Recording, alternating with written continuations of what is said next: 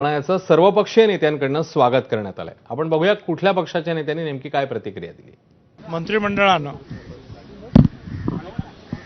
जो निर्णय घेतला, देशामध्ये जातगणना करण्याचा जो निर्णय घेतला, त्याबद्दल आम्ही सर्व देशातले ओबीसी भटके विमुक्त अतिशय आनंदित आहोत आणि आम्ही सर्व त्यांचे आभार मानतो आहोत। केंद्र शासनाने ओबीसीची जनगणना करणार असा निर्णय घेतलाय।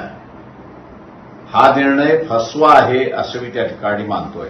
जम्मू आणि काश्मीरमध्ये घटना घडली, 26 जण त्यामध्ये दगावले। लोकांचा आक्रोश आहे। हा आक्रोश लक्षात घेता लोकांचं मन वचलित करण्यासाठी हा निर्णय तर झाला नाही।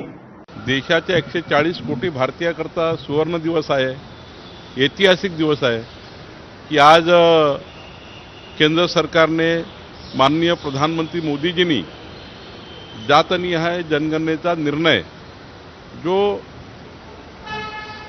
7 दशकापासून मागणी होती, आता मात्र हे जे अत्यंत महत्त्वाचा निर्णय केंद्र सरकारने घेतला की SC ST आणि बाकी इतर जाती ह्या सुद्धा त्या ठिकाणी जनगणनेमध्ये समाविष्ट होतील।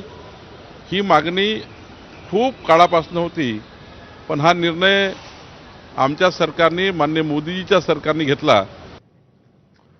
पहलगाम हल्ल्याच्या पार्श्वभूमीवर